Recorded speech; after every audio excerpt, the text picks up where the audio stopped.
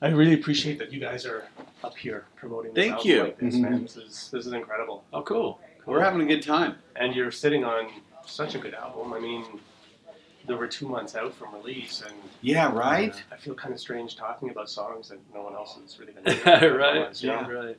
It's we forget that because it's like we're up here promoting it and we got a single that's just hit radio and it's #1 most added song in rock. Mm-hmm. Like it just like came out swinging and that's nice for us, but we didn't really expect it. No, but it also is we do feel like we're sitting on something really special. We feel like we've created a record that is very, very unique, and it's a very important record for 6 a.m. right now. Yeah. And that does just give you. I mean, we can't wait to release this. We're just chomping at the bit to release it. So at least we get to come and talk about it. So we're having a great time. Yeah, we were in we went from L.A. to London to Paris. He went from L.A. to Miami. We met in back in London. Then we went from London to Berlin, Berlin to Stockholm, Stockholm to New York, New York here to Toronto, and now we're going back to L.A. for more stuff, and then we start rehearsals. So it's exciting for us. So many people do want to talk to us about the project. We look at ourselves as a new band. Awesome. One of the things, and I'm going to kind of throw this out there, I hate it when interviewers ask about what's next. But I know from talking to James yesterday that you already know what's next. You're going to release another volume this year. So what made you decide to split that into 2 releases? We sit down in New York last April. We sit down with our manager, and he's such a champion of the band and has been very patient. The fact that, we were all busy with other stuff as we were doing this. And we talked and said, we want to do a double record. And he's like, let's go for it. And the label was like, let's go for it. So it was a big challenge for us to make not 1 but 2 records, and not to make 16 songs that were good and maybe the last 5 like kind of polish them up. We really wrote 2 separate records, and the concept for us was to release them at separate times but not too far apart. We don't need a year between albums or such. Releasing volume 1 right when we go on tour, getting out on the road, educating people all through America. Unfortunately, we won't be in Canada on that, or do we have a Canadian date? We might have one. We might have one Canadian date. Festivals, all festivals, right? Just a little bit of headline. Do the same thing in Europe. Come back, kind of reset, get the batteries recharged, and then start setting up the second record, and then give another 11 songs. So by the end of 2016, we'll have given you over 22 songs. We will have toured the world, either as support or headline. We're getting offers to be direct support in arenas around the world. So for us, it's like, whoa, what's happening? And at the core of it, it's about a friendship and about setting a goal and a standard, and not letting off the steam on that. And it was a lot of work for all 3 of us on every single level. Cool. Was the writing process a little different, knowing that this is now going to be sort of full on your main focus for these songs? The writing process for 6 a.m. is something that we established very early on. It's the 3 of us creating music, and how that actually transpires can vary from day to day, from song to song, and it does vary. What really, we noticed a difference in the recording process this time around for a couple of reasons. Number 1, we brought our touring band into the studio this time because we wanted to make records that translated to live seamlessly, which we've done. These are much more aggressive sounding records. They are much louder sounding records, and they really are geared towards live performance. So that was probably the biggest, most noticeable difference for us, is that going into the studio knowing that you're going to be touring, it absolutely changes the mindset. And I think that the records really benefited from that changed mindset. When the songs were, in their formative stage, and we're going, oh, this is like great. And kind of what happens is we kind of write it together, and then James's job is to kind of map it out.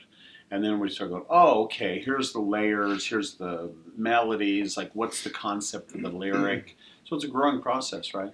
Songs were like called We Want to Open For You. Song 2 is We Really Want to Open For You. Song 3 was We Dare You to Let Us Open For You. Literally, our mindset was we want to open for you, and we're going to write an album that is going to make us a contender on that stage, because the people we're going to be playing with, they've earned it. Yeah. Like they're the real deal, and we're not going to go out there and not compete. So and it was our fun. last headlining tour was had a lot to do with it. You Yeah. know, we had a chance to play a lot of songs from our catalog. Nice. We got to really study our fans and see what was connecting live, and going in to make this album, we were like, let's really gear this towards a live situation. So knowing this was going to be a touring band from here on out. Did Dustin drum on the album? He as did, well? as well as our background vocalist also Nice. sang, and really, bringing those elements in significantly changed what we were able to do. It opened up a lot of doors for us. Right on. I mean, part of the big picture scope for us, to be honest with you, with Canada, was not only to get up here, but if we could get a Canadian in the band, we thought it might make us look better. Please don't tell Dustin that, because I think it might hurt his feelings. That's awesome. Actually, when we go to Germany, we have a German drummer and such. No, he's a great addition musically. He's a fantastic drummer and a great guy. Did you collaborate with anybody outside of No. your core group? Not on this, not No. on these records. No, No. we really. I feel like we've hit our stride as a songwriting team. I've described it as a sweet spot because it just feels so effortless now. And that's not to say that we don't work incredibly hard. In fact, I think we worked harder than we ever have on Sure. songwriting. Yeah. But the process has just been streamlined, and we've really developed a technique for creating 6 a.m. music. It's not formulaic at all, but we've figured out how to explore things together. Cool. You're talking about a release date at the end of April. April for- 29th, No. actually. Yeah.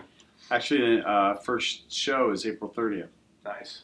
And so we're excited when the pre-sales go up. There's going to be instant grat tracks. So at least by the time of the first show, people will already be educated on 3 songs to start it off. How was it for you guys as a more mature band, looking at young? What is that, like Oh, a MILF? Are you saying like when you watch pornos, we're like This is having how- sex with a MILF? I don't know who told you we were mature. Yeah, it's MILF AM. Not a word I'd use to describe us. No. But sure. to young bands like Black Veil Brides, maybe. Sure. Andy's a huge fan, Mhm. and they emulate you, and they are sort of building on the legacy of what I think that your core sound is. Mhm. And now you're coming out and releasing an album as a new band, sort of competing with some of these young guys. Does Mhm. that feel a bit surreal to you? No. Um, Oh. is that my phone? Somebody's got to turn that Whose off. phone is that? I think it's your phone. My phone doesn't make noise. Yours I I don't do. look at music as a Oh my competition. God. Really, I'm gonna say something a lot of people think is a dirty word, and fans may not bands may not understand this, but it's actually really important. Analytics, right? So what that does is give you an honest snapshot of who you are as a band, or companies use it all the time. Yeah. But let's just bring it into our world. When we can look at the analytics on who our fans are, it's sometimes really surprising to us. We didn't know what the bleed over was from our past stuff that James has done, I've done, DJ's done. Historically, we've been around for 10 years. Who was our fan base? We know that when we did those 19 shows, we felt, wow, they were like 18 to 34. We didn't see a lot of Motley Crue shirts. We didn't see a lot of Guns N' Roses shirts. Please, come check us out. But we're not poaching on that. But what we saw is our fans are listening to Disturbed, Shinedown, Papa Roach, new bands. And that's fascinating for It us. It's fascinating for us, and that's not us trying to fit in, you know. And we had a much younger demographic than Yeah. I personally thought. Fascinating. It's really Yeah. cool. Well, and I think to DJ's point that he said a second ago, competition. Yeah. You know, leave those conversations for record labels and managers. Yeah. You know, We don't artists look at that. artists don't compete. we compete with ourselves from album to album. We basically. go out on That's the about road, it. and these bands are our friends, and you know, and the concept of competition really is just not even on the radar. Nice. But it was nice for us, we'll be honest, when the promoters heard that we were going to be available. And here we are on all these festivals with all these young bands, and we're high up. It says a lot about what our music's, you know, done and who it's connected to. It was a fantastic place to be as a band, as in our eyes, as a brand new band almost. Right. It's smart marketing as well. Lots of eyes, lots of ears, lots of, you know. Yeah. It wasn't intentional though, Yeah. right? Isn't that interesting? It Yeah. wasn't intentional. Can you each pick a song on Prayers that means something to you personally, and maybe tell a little tale about that? Sure. Start. I mean, they all mean something to all of us personally, obviously. So I would go with like a song that it kind of is a standout song for me, and I would say that that's a song called "When We Were Gods." When we wrote that song, it was one of those times where even in the very infant stages of writing the song, I was getting goosebumps almost every line we would create. So when we went into the studio and actually recorded it, it was very exciting. And where it all came together for me was when DJ did his guitar solo. You know, we had created this thing that was so just so epic sounding and so beautiful in such a 6 a.m. way. It was very heavy and dark, but then these gorgeous soaring choruses.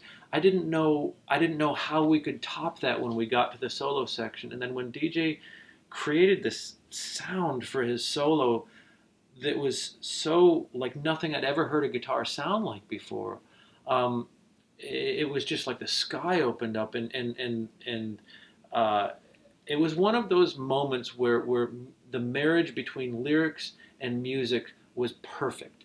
And that doesn't happen a lot, and you do your best to make come close to that. But when it really does happen, the hairs just stand up on the back of your neck, and it's one of those times where you get almost panicky, where like, what if this didn't happen? What if we hadn't had? Right. What if one of us would have taken a lunch break right before that moment I happened? remember there was magic in the room when we were looking at each other, going, "Holy, this is from a different level. This is really cool." Yeah. So for me, Meaningful. When We Were Gods is a moment. Yeah. How about you? Mine has to be two. It's Belly of the Beast because it's our most stripped down, simplest song. It has a sound that I don't think has ever really come through for us before. It was a nice surprise on the record, and the extreme of that song is a song called "Rise of the Melancholy Empire." It was the first time we got to really stretch out and make a real musical statement and do some things we've never done before. The whole middle section of the song and the messages on both of the songs are very powerful. Yeah. And I like that, and I love how it ends the album. It actually ends the album. There's a part of it that ends the album that begins the next record. I wondered if that had happened, actually. Yeah. That's cool. How about you, DJ? Man, it's hard to pick just one. Yeah. I You gotta pick something different. All these songs, like Everything Went to Hell, is one of my favorite, like heavy guitar type, But man, I would say probably if I could choose two, one would be When We Were Gods because of the solo. But You Come to the Right Place, it's just such a stomper. That I just see the crowd just bounce. Yeah. It's one of those songs that it hits the chorus and it's kind of what James was saying, the perfect blend of the right chord with the right, melody. It does something to me every time I hear it. And then quickly, Prayers for the Damned, because it took me 10 years to get these fuckers to finish this thing. No, but that one means a lot to me because, I always had this little tiny guitar part, which was the intro, and I always felt it was special. And I annoyed the shit out of them. And every album we started, I tried to fit it in somehow, but it just wasn't the right time, and we kind of put it on the back burner for a couple of years, and it just fit this. It was the right time for it, and it ended up being the title track, which is really, really cool. Nice. Now they, at the studio yesterday, they previewed the title track, and they previewed Rise, and they previewed Better Man. Do you think that those will be like the songs that sort of get put forward as? We don't know yet. quote-unquote Yeah, singles? it's hard to tell. That the decisions that go into that are always very interesting, and sometimes they cause you stress because there's something that you want so badly. Yeah. But you really have to, at that point, you have to listen. You have to listen, and you have to let people vote. Because it's very surprising quite often which songs resonate. And to tell you something that's exciting for us is the second single from this process is the first single off the next record. Mm-hmm. Nice. And the third single Is the second single off the first off record. the first record. And the fourth single. So we gave up It'll on be even the trying to second figure this single out. off the second. Right. So, I mean, you got to do that in your head. Like, you're not going to go to sleep that night. That's right. You just toss and turn. And, back to what James said, which is also analytics, which is also fans voting, which is something that's important to us. We're going to put this album out, and we're going to see what people like. Mm-hmm. We're going to let them tell us what they like. Well, we're already on the second record, Yeah. right? We have a pretty good idea what the first single and second record is. But analytics could change it. Right. And then we go back to that record, and all of a sudden it's like, well, you know what? We never thought in a million years that people would pick that song. Mhm. But so that's exciting Quite for frankly, us. our I used first to single, shoot- Rise, had the world not been in this just chaotic state that it's in, that may not have resonated the way that it is. But clearly it is. In fact, I'm not sure that we were really too keen on that one, at being the first single. But then it started making a lot of sense. There is no actual way of knowing when you pick your first single. Mm-hmm. You kind of have to go on instinct. But our manager, Alan Kovac, went around the world with a handful of songs and played them for all of the people that are involved with us and all the people who've been supportive of us. And he came back and goes, people are freaking out over Rise. And we're like, really? And he goes, everything that's happening around the world, like they get it. Yeah. And we were pleasantly surprised that we had written something that was actually a kind of a global message. Awesome. Do you plan on possibly releasing these two albums as a package deal for some of your fans when you go to market with it, or is it going to be one album and the next album?